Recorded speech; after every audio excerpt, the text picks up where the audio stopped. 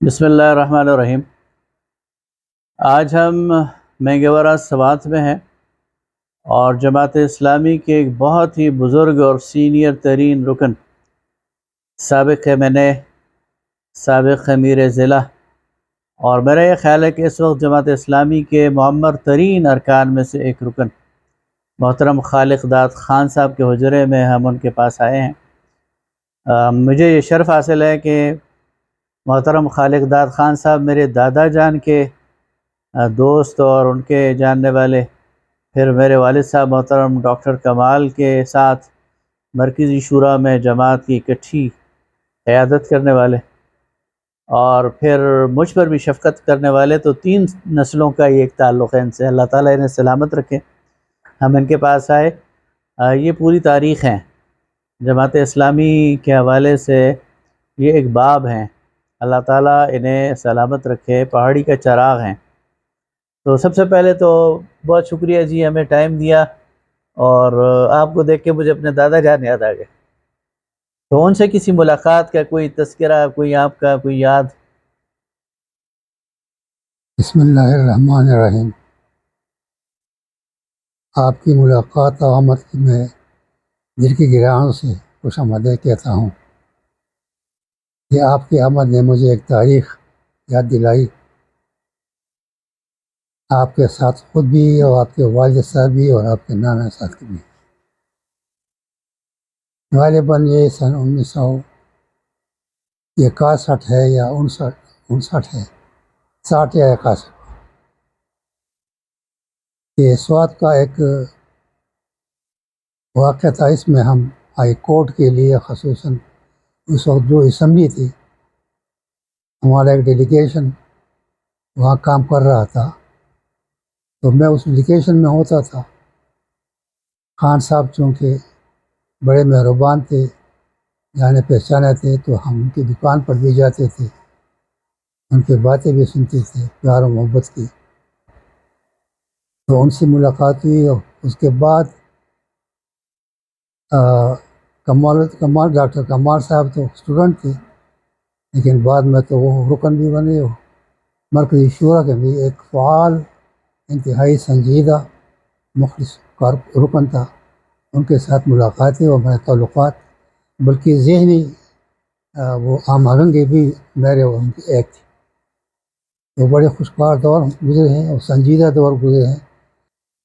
تو اس سے حالات کچھ بدل گئے،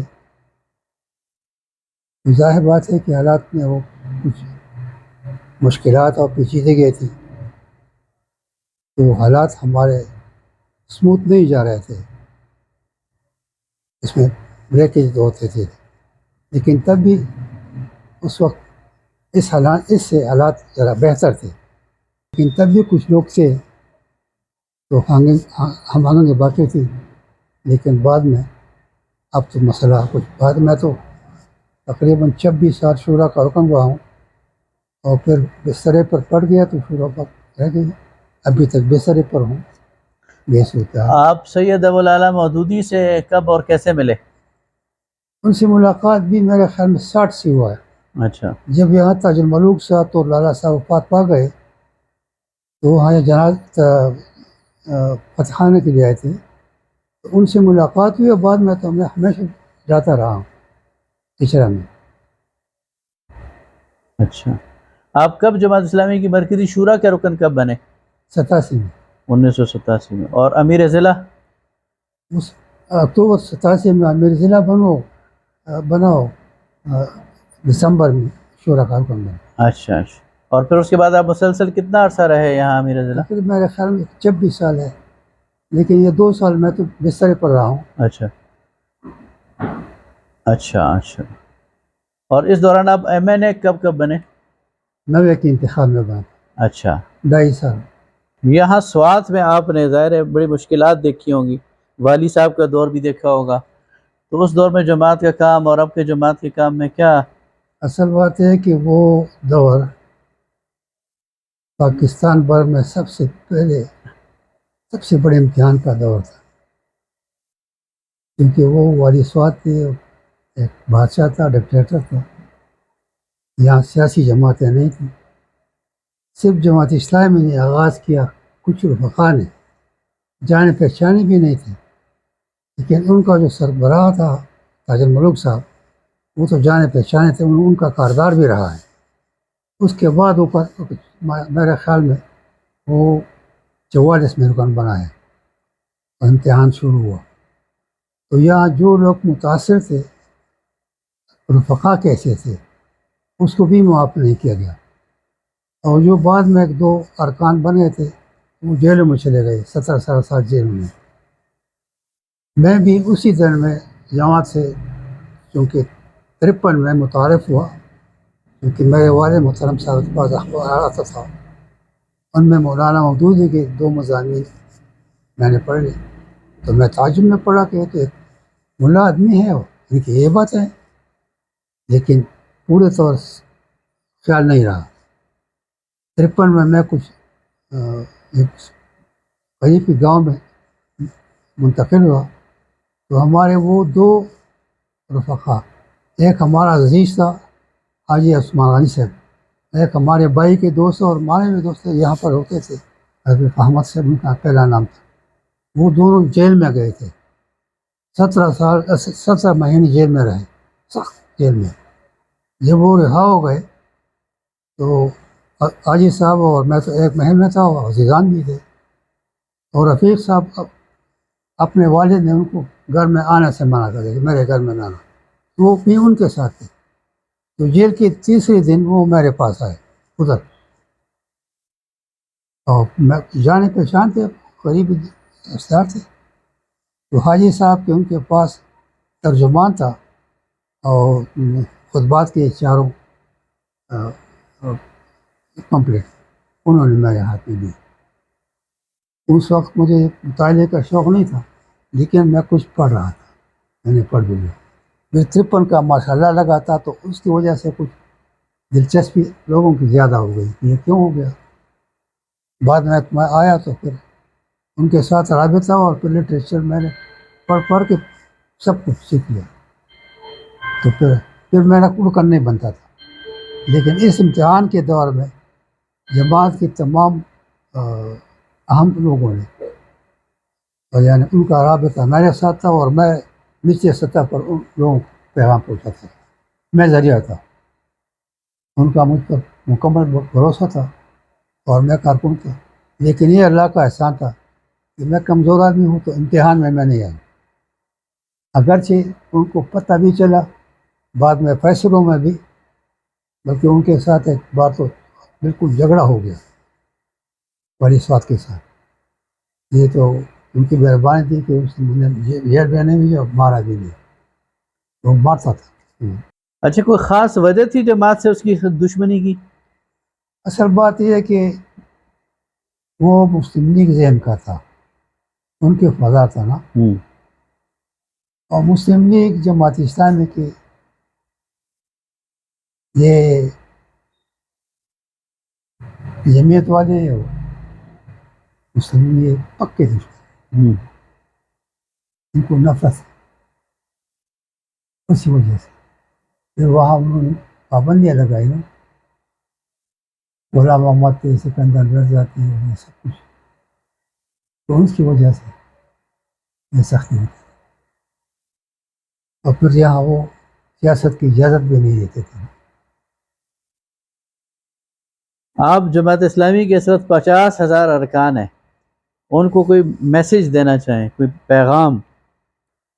جماعت اسلامی ایک نظریاتی جماعت ہے، ایک دستوری جماعت ہے، ایک شورائے نظام کی جماعت ہے، ان کا مقصد، ان کا نفس العین اور اس کا تنظیمی اسٹرکچر ایک وجود رکھتی ہے۔ ہمارا دستور انسانی سوچ یا اس بنیاد پر بنانے کے ممکن نہ کو کل کر لے، یہ آسمانی اصولوں پر بنی ہوئی ہے، اور میں گواہ ہوں کہ سن 1941 میں جب یہ بنے ہیں،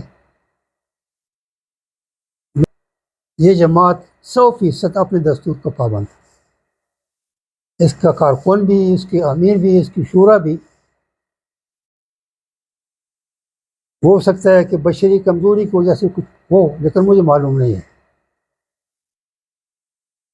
سب اپنے عہد رکنات کے پابند تھے، کسی کی لحاظ بھی نہیں کرتے تھے. یہی وجہ ہے 57 کے اجتماع میں یہ بڑے لوگ نکل گئے، کوئی پرواہ نہیں. ایسے جماعت کے لٹریچر میں آپ کس کتاب سے، مولانا کی کس کتاب سے زیادہ متاثر ہوئے؟ اصل بات لٹریچر تو ہمارے سب دیکھا پڑھا ہوا ہے، ہاں، اور پہلے دلچسپی جو مجھے حاصل ہوئی وہ تنقیحات سے، اچھا. کہ وہ جس انداز پر ہے. پڑھا تو میں نے اور کچھ ہوئی، اور بعد میں جو میں لوگوں کو پیش کرتا ہوں کہ خدا کے لیے جماعت کو سمجھنے کے لیے آپ دیکھیں، جماعت کا مقصد تاریخ اور مقصد لیام ہے. جو 52 کے الیکشن میں مولانا نے سب کچھ لکھا ہوا، سیاست کی بھی، کردار کی بھی، مہم کی بھی، افراد کی بھی. یعنی وہ اگر کوئی جاننا چاہے اس دور میں کہ جماعت اسلامی سیاسی کتنی ہے، دینی کتنے ہے. جماعت اسلامی تو مذہبی جماعت نہیں ہے، وہ دینی جماعت ہے. مذہب تو قرآن میں نہیں ہے، مذہب تو یونان کے فلسفے سے نکل آیا ہے. مولانا مودودی کا آپ نے تذکرہ کیا، مولانا کے حوالے سے کوئی یاد ایسی جس میں آپ کو ابھی تک یاد ہو، کوئی بات، کوئی یاد؟ خصوصاً میں 2-3 باتیں یاد کرتا ہوں کہ جب وہ پہلی بار ہندوستان سے علاج کی غرض سے گئے تو واپس آ گئے. اس وقت بھٹو کا کمیونزم کا بہت زور تھا، تو معیشہ میں بھی اس کے ساتھ تقریباً یہ ستون جیسے استفاضے پر کھڑا تھا.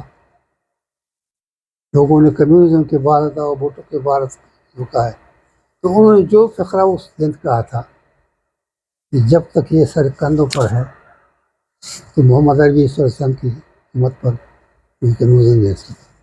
اور جو جوش اس وقت اس مجمع میں یا لوگوں میں تھا وہ دیکھنے کا تھا. ایک تو وہ خصوص. دوسری بات، ایوب خان کے دور میں یہ جو میں نے مہم سوات کی کہا تھا جہاں آپ کے دادا سے ملاقات ہوئی تھی، لیاقت باغ میں جلسہ ہوا مشترک لوگوں کے. سب لوگ اٹھتے تھے، کہتے تھے کہ بھائی تقریر کرنے والا آئے گا. ہم بھی کھڑے تھے. اچانک بارش شروع ہو گئی، ایک تیز بارش. لیکن اس مجمع پر میں نے نظر ڈالا کہ اتنی خاموشی سے اٹھ کر جو دریا پیچھے ہوئی تھی ان کو اپنے سر پر. تو مولانا مسکرا کر کہا کہ آج آسمان نے بھی آپ کی حالت پر رویا. اور پھر ایوب خان کے بارے میں کچھ لفظ کہا. وہ تقریر مجھے یاد ہے. باقی تقریر 63 کی وہ تو بالکل کچھ انوکھی واقعات تھی. خصوصاً خواتین کے پنڈال کا جو باہر کے حملہ ہوا تھا. 3 ہمسوات کے ارکان تھے اور ایک وہ صاحب نام بھول گیا، مریم جمیلہ کا شوہر یوسف خان صاحب. جی ہاں، وہی ہم خصوصی تھا. نہیں، پھر یہ جو مولانا نے جو شوکت اسلام کا جو اعلان کیا اس پر میں راضی نہیں تھا. اچھا. اس سے میں اتفاق نہیں تھا کیونکہ اس سے راز کھل گیا. 2 اجتماعات یا مظاہرے، ایک یہاں پاکستان میں اور ایک فرانس میں، یہ 2 مجھے یاد ہے. جب مولانا نے شوکت اسلام کا اعلان کیا تو 2 کروڑ انسانوں نے وہ دن منایا. اس سے ہمارا راز کھل گیا. دشمن نے بندوبست کیا اور مشرق پاکستان چلا گیا. میں نے کہا کہ ایک طرف تو ان کی ایک مقصد تھا کہ کمیونزم یا اس دب جائے، لیکن دوسری سب گھر کے بیٹے ہم تیار کھڑے تھے. وہ تو دب گئے لیکن اپنا ہی ہوا. اور ڈیگال کے خلاف یہودیوں نے بھی 2 کو کا مظاہرہ کیا فرانس میں. یہ 2 اجتماعات میں ہے. بہت شکریہ جی. آپ کا شکر گزار ہوں.